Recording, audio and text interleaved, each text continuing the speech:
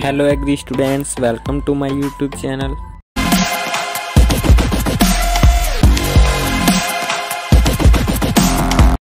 Guys आज बात करने वाले हैं हम गुणसूत्र के बारे में कि जो गुणसूत्र है हमारा उसकी खोज किसने की थी। तो सबसे पहले थोड़ा समझ लेते हैं गुणसूत्र के बारे में। जो गुणसूत्र होता है वो हमारा क्रोमेटिन की बनी सूत्राकार संरचनाएं हैं, ठीक है। इसका चित्र भी मैं आपको अभी आगे दिखाऊंगा, ठीक है। क्या बताया मैंने, क्रोमेटिन की बनी सूत्राकार संरचनाएं हैं। और उसमें भी आप पढ़ेंगे कि जो हमारे सूत्री विभाजन है, सूत्री विभाजन है, उसमें भी आप देखेंगे अर्धसूत्री विभाजन में भी गुणसूत्र कि जो क्रोमेटिन जाल होता है वो टूटकर गुणसूत्र की जो संरचनाएं बना लेता है, ठीक है।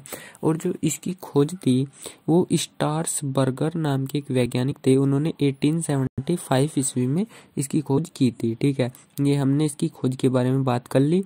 और एक बात मैं आपको बता देता हूँ, जैसे गुणसूत्र आपने पढ़ा ही होगा, आपने 10th में भी पढ़ा होगा कि जो हमारे मनुष्य हैं उनमें कितने गुणसूत्र होते हैं। तो हम में 46 गुणसूत्र होते हैं, यानी कि 23 जोड़े होते हैं, ठीक है। ये सब आपको पता ही होगा, सबके अलग अलग गुणसूत्र होते हैं। तो गुणसूत्रों की संख्या सभी जीव जंतुओं में निश्चित होती है, सब में अलग अलग होती है, ठीक है।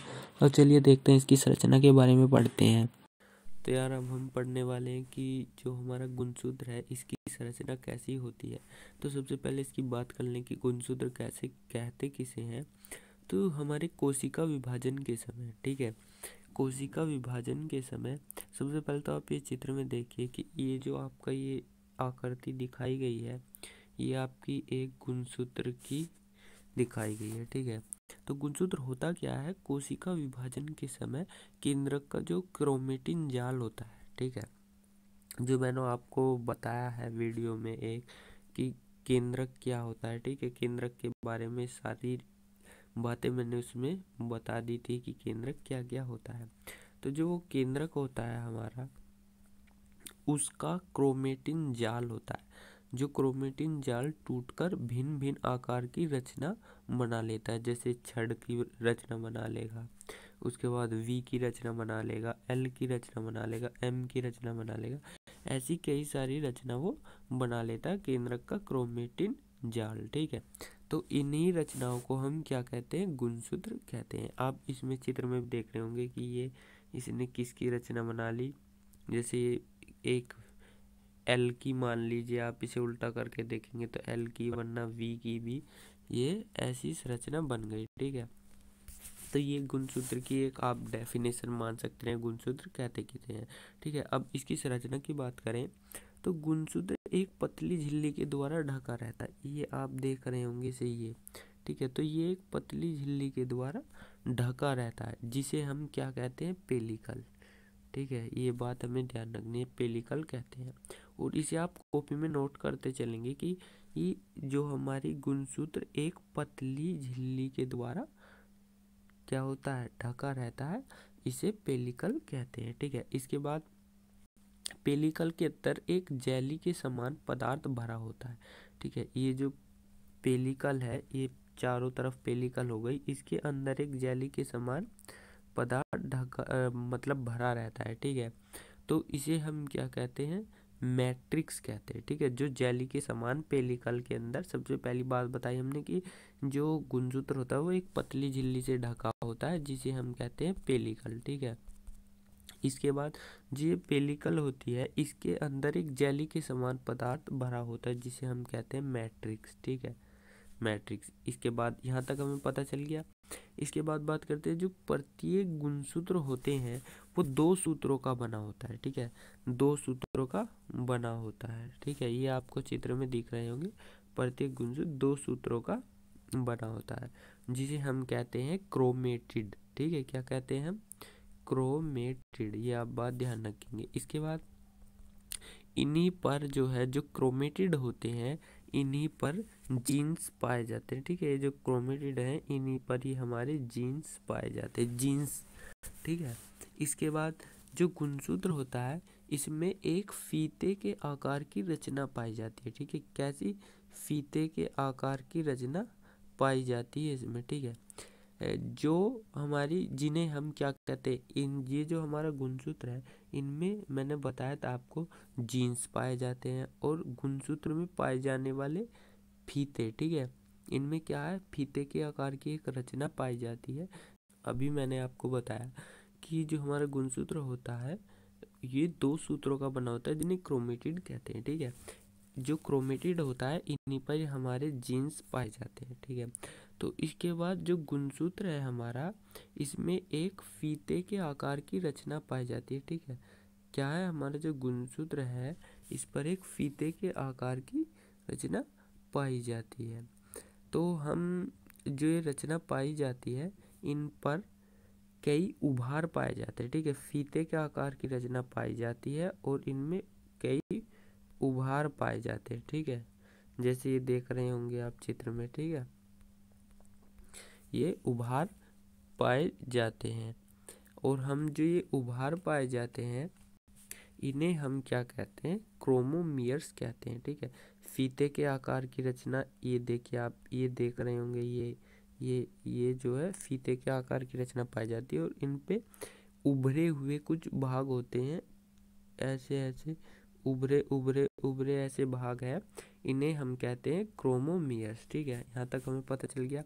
और जो ये उभार हैं हमारे, जिन्हें हम क्रोमोमियर्स कह रहे हैं, ये हमारे जो है न्यूक्लिक अम्ल के जमाव के कारण होते हैं। ठीक है, इतना हमें पता चल गया। इसके बाद प्रत्येक गुणसूत्र जिस स्थान से दबा होता है, जैसे आप यहाँ देखेंगे ये दब रहा है यहाँ पर। ठीक है, यहाँ से ये दबा हुआ है, तो जहाँ से दबा हुआ होता है वो, उसे हम कहते हैं सेंट्रोमियर।